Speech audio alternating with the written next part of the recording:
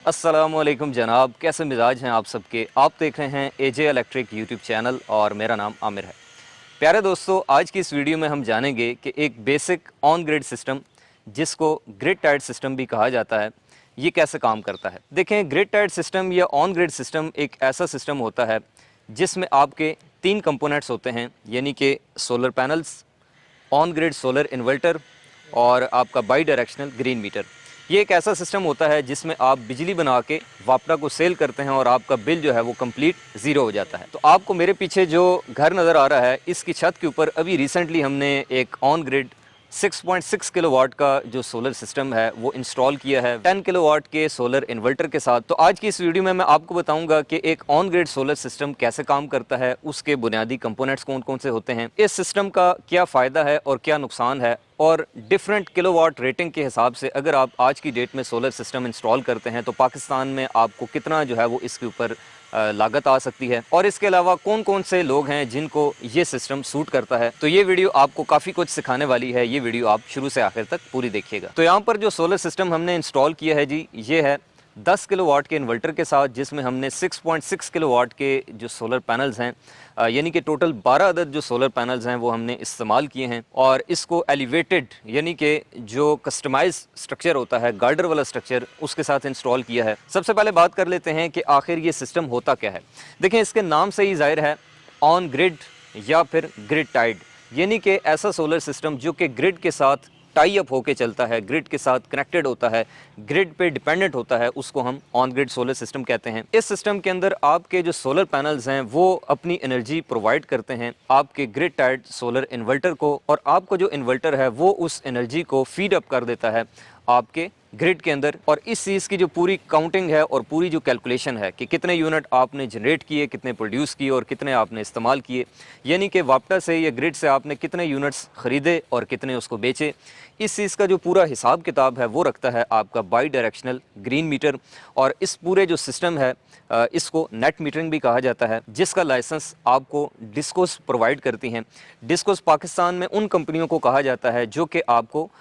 NTDC से, यानी कि नेशनल ट्रांसमिशन डिस्पैच कंपनी, जो ट्रांसमिशन का पूरा निज़ाम चलाती है, उनसे पावर सप्लाई लेके आपके घर तक बिजली फराहम करती है, जैसा कि आइस्को, फेस्को, लेस्को, KESC, पेस्को और इस तरह की जितनी भी जो कंपनियां हैं इनको डिस्कोस कहा जाता है। तो सबसे बुनियादी सवाल जो कि आमतौर पर आप लोग पूछते हैं कि भाई ऑन ग्रिड सोलर सिस्टम में हम कितना लोड चला सकते हैं, तो देखें, इसका जवाब ये है कि ऑन ग्रिड सिस्टम के ऊपर आप किसी किस्म का कोई लोड नहीं चलाते, बल्कि ये सिस्टम सिर्फ आपके ग्रिड के साथ कनेक्टेड होता है, जो कि अपनी कैपेसिटी के हिसाब से डेली के यूनिट्स जनरेट करके ग्रिड में फीड कर देता है। और फिर एक मंथ गुजरने के बाद ये देखा जाता है कि इस पूरे मंथ के अंदर आपने कितने यूनिट वापटा से खरीदे और कितने बेचे। और फिर जब 3 माह गुजर जाते हैं, यानी कि क्वार्टर पूरा हो जाता है, क्योंकि बिल की जो एडजस्टमेंट है इसकी वो क्वार्टरली की जाती है, 3 माह का एक क्वार्टर होता है। जैसा कि जनवरी, फरवरी, मार्च ये एक क्वार्टर है, अप्रैल, मई और जून ये दूसरा क्वार्टर, जुलाई, अगस्त और सितंबर ये तीसरा क्वार्टर, और अक्टूबर, नवंबर और दिसंबर ये चौथा क्वार्टर, यानी कि साल में टोटल 4 अदद जो क्वार्टर्स हैं वो होते हैं। तो 3 माह में आपने जितने यूनिट्स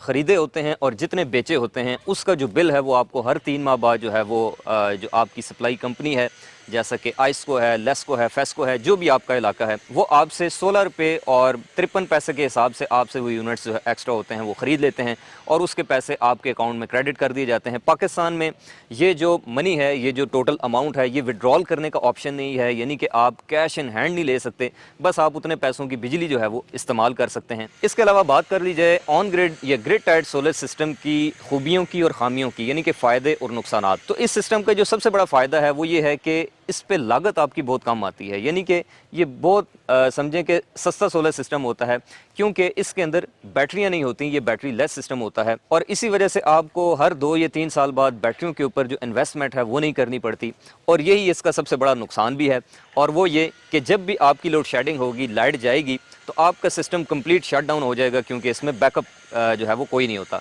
यानी कि जब आपकी लाइट जाएगी, चाहे दिन हो या रात, आपका सिस्टम बंद हो जाएगा और आपके जो छत पे लगे हुए सोलर पैनल्स हैं वो मुकम्मल तौर पर यूज़लेस हो जाएंगे। इसी का जो सोल्यूशन है वो हाइब्रिड सिस्टम होता है, इसीलिए उसकी कॉस्ट भी ज़्यादा होती है, उसमें बैकअप भी होता है, उसमें बैटरियाँ भी लगती हैं। लेकिन बस उसमें नुकसान ये है कि उसमें आपको हर 3-4 साल बाद बैटरियों पे इन्वेस्ट करना पड़ता है। लेकिन फ़र्क जो है वो सिर्फ पैसों का नहीं है बल्कि लग्जरी और कंफर्ट का है। अगर आपकी फर्स्ट प्रायोरिटी लग्जरी और कंफर्ट है, अगर आप नॉन स्टॉप पावर सप्लाई जो है वो अपने घर में देखना चाहते हैं, तो फिर आपको थोड़ा सा बजट पे कॉम्प्रोमाइज़ करना पड़ेगा। और अगर आप का बजट कम है या फिर आप कहते हैं भाई चलें खैर दिन को लोड शेडिंग हो भी गई तो 1 घंटा लाइट जाएगी और उसके बाद हमारा जो यूपीएस है उस दौरान हमारा साथ जो है वो देता रहेगा, लाइट लोड चलता रहेगा, तो 1 घंटे के लिए अगर एसी ना भी चला तो कोई मसला नहीं है, तो फिर आपके लिए ऑन ग्रिड सोलर सिस्टम जो है वो सूट करता है। तो ये था ऑन ग्रिड सोलर सिस्टम का इंट्रोडक्शन। अब मैं आपको प्रैक्टिकली एक ऑन ग्रिड सोलर सिस्टम का विजिट कराता हूँ और फिजिकली आपको दिखाता हूँ कि ये सिस्टम दिखने में कैसा लगता है, कैसे ये काम करता है और क्या क्या इसके अंदर चीज़ें होती हैं और क्या इसका फ़ायदा है। देखें, सबसे पहली चीज़ है जी सोलर पैनल्स, जो कि आपने छत के ऊपर माउंट करने होते हैं और उनको माउंट करने के लिए डिपेंड करता है कि आपने स्ट्रक्चर कौन सा लगाना है और स्ट्रक्चर के लिए डिसाइड होगा कि भी आपका छत कैसा है, रूफ टॉप कैसा है। अगर तो आपका छत खुला है, बड़ा है, साइडों पे कोई अतराफ में बाउंड्री वॉल नहीं है, कोई सफ़ील नहीं है, साउथ वाली साइड क्लियर है, कोई पानी की टंकी नहीं है, कोई ममटी नहीं है जिसका शेड आपके छत पे पड़ता हो, तो फिर आप L3 या L2 जो GI के स्टैंड्स होते हैं, जो फ्रेम होते हैं, उनके साथ भी स्ट्रक्चर लगा सकते हैं जिसकी कॉस्ट काफ़ी कम होती है। लेकिन अगर आप कहते हैं भाई हमने एलिवेट करके लगाना है, सारा स्ट्रक्चर ममटी पे लगाना है, जैसे कि आपको यहाँ पर इस छत के ऊपर नज़र आ रहा है कि यहाँ पर चूंकि सारा स्ट्रक्चर हमने ममटी पे लगाना था और 12 पैनल्स लगाने थे। जब कम जगह के ऊपर ज़्यादा पैनल्स लगाने हों तो फिर आप उसको अपलिफ्ट करते हैं और यहाँ पर आप देख सकते हैं कि हमने आई बीम स्ट्रक्चर बनाया है, एच बीम या आई बीम जो भी आप इसको कह लें, जिसमें जो 5 बाई 2.5 इंच का जो गार्डर होता है, मुगल गार्डर, उसका हमने इस्तेमाल किया। फिर उसके ऊपर यानी कि जो कॉलम्स हैं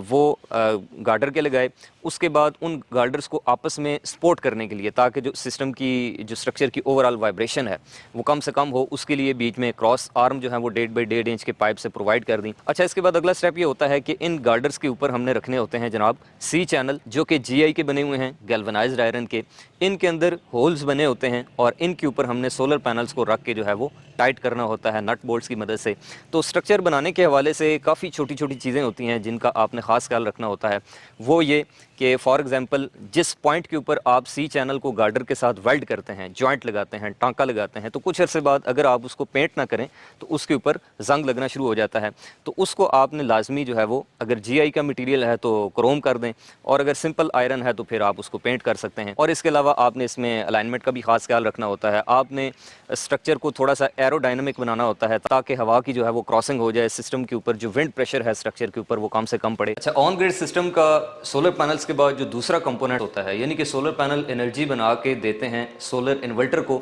तो यहाँ पर आप देख सकते हैं ये एक 10 किलोवाट का सोफर सोलर का जो सोलर इन्वर्टर है। इसमें काफ़ी सारे ब्रांड्स हैं पाकिस्तान में जो टॉप पे चल रहे हैं, जैसे कि सोलिस है, गुडवी है, ग्रोवाट है, सोफार है और इसके अलावा सोलिक्स है। तो आप अपनी रिक्वायरमेंट के हिसाब से, अपनी पसंद के हिसाब से कोई भी इन्वर्टर इनमें से जो है वो चूज़ कर सकते हैं। सारों की जो एफिशिएंसी है उनमें तकरीबन 19-20 का ही फ़र्क होता है। तो अब ये जो सोलर इन्वर्टर है ये क्या कर रहा है कि ये सोलर पैनल से इनपुट लेकर, जो कि DC की फॉर्म में होती है, उसको AC सप्लाई में इन्वर्ट करता है 3 फेज़ और उसके बाद इसको ग्रिड में फीड कर देता है। अब ये एक IP65 रेटिंग का 10 किलोवाट का ग्रिड टाइड सोलर इन्वर्टर है। अब जैसे हम हाइब्रिड सिस्टम इंस्टॉल करते हैं और उसके अंदर हम उसमें वाप्टा के ऊपर चेंज ओवर्स लगाते हैं, फिर उसके हैवी लोड और लाइट लोड की अलग अलग डिस्ट्रीब्यूशन करते हैं और उसका काफ़ी कॉम्प्लिकेटेड किस्म की उसकी वायरिंग होती है, वैसा तमाम सिस्टम ऑन ग्रिड सिस्टम के अंदर नहीं होता, बल्कि इसके अंदर सिर्फ 2 इनपुट्स होती हैं और उन्हीं के ऊपर हमने ब्रेकर्स लगाने होते हैं, एक सोलर की और दूसरी ग्रिड की। और इसके अलावा सेफ्टी के लिए जो सर्ज प्रोटेक्शन डिवाइसेस यानी कि SPDs वगैरह लगाई जाती हैं। तो ये सारी चीज़ें हमने इस डिस्ट्रीब्यूशन बॉक्स के अंदर, जो कि एक मेटालिक DB बॉक्स है IP65, इसके अंदर इंस्टॉल किया है। मैं इसकी जो बाकी चीज़ें हैं वो भी आपको दिखा देता हूं। तो अब ये इन्वर्टर जितनी भी जो बिजली बनाता है, जो यूनिट्स बनाता है, इसका एक ही काम है कि सुबह जैसे ही सूरज निकलता है तो ये बिजली बना के वाप्टा को यानी कि ग्रिड को देना शुरू कर देता है और दिन को अगर बिजली की लोड शेडिंग होती है तो ये इन्वर्टर भी ऑफ हो जाता है, क्योंकि ये ग्रिड डिपेंडेंट है। अच्छा, इसमें काफ़ी लोग कंफ्यूज होते हैं कि भाई अगर दिन को वाप्टा की लोड शेडिंग हो, यानी कि ग्रिड हमारा अगर कट ऑफ हो जाता है, लोड शेडिंग होता है, तो क्या ये घर का लोड चलाता रहेगा? तो नहीं, ऐसा बिल्कुल नहीं है। चूंकि ये ग्रिड डिपेंडेंट इन्वर्टर है तो जब आपकी वाप्टा कट ऑफ होगी, लोड शेडिंग होगी, तो ये सिस्टम ये जो इन्वर्टर है ये ऑफ हो जाएगा, तो लोड शेडिंग की सूरत में ये आपके घर के लोड को भी नहीं चलाएगा और ना ही वापटा को फीड करेगा। क्योंकि देखें, वापटा खरीदार है, उसको आप बिजली सेल कर रहे हैं, तो जब खरीदार ही चला गया तो फिर इस इन्वर्टर का काम जो है वो ख़त्म हो जाता है। इसी का सोल्यूशन हाइब्रिड सिस्टम होता है। तो ये एक जो कन्फ्यूजन थी ये मैंने सोचा कि आपकी दूर कर दूं कि लोड शेडिंग के दौरान ऑन ग्रिड सिस्टम बिल्कुल भी काम नहीं करता। ये लोड डिपेंडेंट नहीं है, इसके ऊपर किसी किस्म का लोड नहीं है। तो यही वजह है कि इस सिस्टम की जो मेंटेनेंस है, यानी कि ये मेंटेनेंस फ्री सिस्टम है, इसमें फॉल्ट्स आने के चांसेस बहुत कम होते हैं, क्योंकि ये ओवरलोड नहीं हो सकता, इसके ऊपर किसी किस्म का कोई लोड नहीं है। जैसा कि हाइब्रिड इन्वर्टर होता है, अगर आपने जैसे 6 किलोवाट का इन्वर्टर है, आपने उसके ऊपर 6000 वाट से ऊपर अगर लोड डाला तो वो ओवरलोड हो जाता है और फिर सिस्टम ट्रिप कर जाता है। इसके अंदर ऐसा कोई सीन नहीं होता, इसको मेंटेनेंस की ज़रूरत नहीं रहती। यही वजह है कि ये on grid solar system hybrid के मुकाबले में लॉन्ग टर्म चलता है और काफ़ी कामयाबी से चलता है। अच्छा, इस एप्लीकेशन के बारे में मैं आपको बताऊं तो ये सोलर मैन स्मार्ट, इसके साथ एप्लीकेशन आती है। डिफरेंट इन्वर्टर्स के साथ डिफरेंट एप्लीकेशंस होती हैं। अभी जैसे आप देख सकते हैं कि ये दिखा रहा है भाई आज 9 जुलाई है, दोपहर के 2:21 का जो वक्त है, और इस टाइम पे 4.31 किलोवाट इन सोलर पैनल से जो टोटल पावर है वो आ रही है, और ये 65% बनती है। टोटल कैपेसिटी हमारी 6.6 किलोवाट है। और इसके अलावा आपको मैं आज का यहाँ पर इसका जो स्टेटस है वो दिखाऊं तो यहाँ से आप देख सकते हैं कि ये टोटल प्रोडक्शन है। जैसे जैसे वो मौसम चेंज होता है, यानी कि बादल आ जाएं, तो वो कर्व जो है वो इसकी थोड़ी सी डाउन हो जाती है। आज के दिन की जो प्रोडक्शन है वो ये दिखा रहा है जनाब के 34.91 यूनिट्स जो हैं ये सुबह से अब तक, यानी कि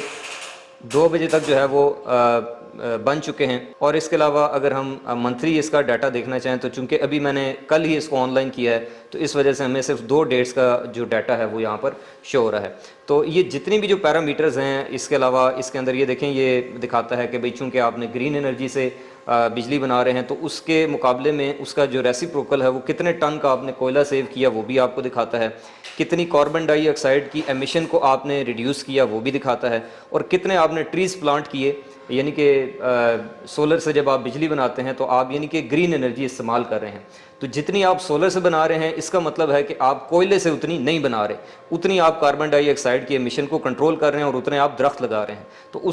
उसका जो मुतबादिल है वो ये दिखा रहा है भाई 51 दरख्त जो है वो अभी तक आप लगा चुके हैं। तो इस तरह के जितने पैरामीटर्स हैं वो आपको सारे इस एप्लीकेशन के अंदर जो है वो देखने को मिल जाते हैं, और आप दुनिया में कहीं भी बैठ के वाईफाई की मदद से अपने सिस्टम को मॉनिटर कर सकते हैं। उसके बाद बात करते हैं जी ऑन ग्रिड सोलर सिस्टम के तीसरे सबसे मोस्ट इम्पॉर्टेंट कंपोनेंट की, और वो है जी बाई डायरेक्शनल ग्रीन मीटर। क्योंकि ऑन ग्रिड सिस्टम काम ही ग्रीन मीटर के साथ करता है। अगर आप के सिस्टम में बाई डायरेक्शनल मीटर नहीं लगा हुआ, जो कि आपको अभी यहाँ पर नज़र आ रहा है, तो फिर आपका इन्वर्टर ऑन ही नहीं होगा। क्योंकि आपने ग्रिड कोई बिजली सेल करनी है, तो जब ग्रिड की कॉन्फ़िगरेशन के लिए और उसकी कैलकुलेशन के लिए आपका ग्रीन मीटर नहीं होगा तो फिर तो सिस्टम लगाने का फ़ायदा नहीं है। तो यहाँ पर मैं आपको ग्रीन मीटर के बारे में थोड़ी सी जो इन्फॉर्मेशन है वो दे देता हूँ। अगर मैं आपको इसकी स्क्रीन के ऊपर जो आने वाले पैरामीटर्स हैं वो दिखा सकूँ तो आप देख सकते हैं इसके ऊपर टोटल 30 किस्म की जो रीडिंग्स हैं वो डिस्प्ले होती हैं। 2 नंबर के ऊपर देखें आज की जो डेट है वो शो हो रही है, 3 नंबर के ऊपर टाइम चल रहा है जनाब, और इसके अलावा 4 नंबर के ऊपर ये दिखा रहा है जी कि जब से ये मीटर लगा है 406 यूनिट हमने टोटल इंपोर्ट किए हैं वापडा से, ग्रिड से। और 5 नंबर के ऊपर दिखाता है जी कि टोटल कितने आपने वापडा को बेचे हैं, तो 727 यूनिट जो है वो हम अब तक एक्सपोर्ट कर चुके हैं। और इसके अलावा ये पीक टाइम की इंपोर्ट आ गई जी, पीक टाइम की एक्सपोर्ट आ गई, फिर ऑफ पीक की इंपोर्ट आ गई, और फिर सबसे आखिर में ऑफ पीक की एक्सपोर्ट। तो इन 4 यानी कि 6, 7, 8, 9 नंबर रीडिंग्स की जो तस्वीरें हैं वो जो मीटर रीडर है वो लेके जाता है, और उसके हिसाब से आपके बिल की जो है वो कैलकुलेशन होती है। तो ये जो ग्रीन मीटर है इसको इंस्टॉल करने के लिए पूरा एक प्रोसीजर है, जिसके लिए आपको अप्लाई करना पड़ता है, नेट मीटरिंग का लाइसेंस आपको लेना पड़ता है, और आप जो आपकी जो सप्लाई कंपनी है जो जैसे कि आइस्को है, फेस्को है, लेस्को है, वो आपके साथ एक कॉन्ट्रैक्ट करती है 7 साल का, यानी कि 7 साल तक जो है वो आप बिजली उनको सेल कर सकते हैं। और उसके बाद वो जो लाइसेंस होता है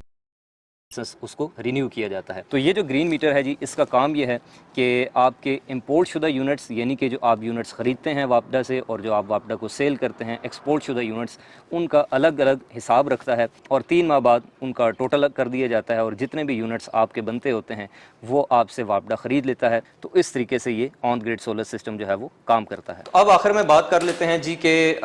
जुलाई 2023 के अंदर 10 किलोवाट का ऑन ग्रिड इन्वर्टर हो और 6 किलोवाट के पैनल्स हों, यानी कि सेम टू सेम यही सिस्टम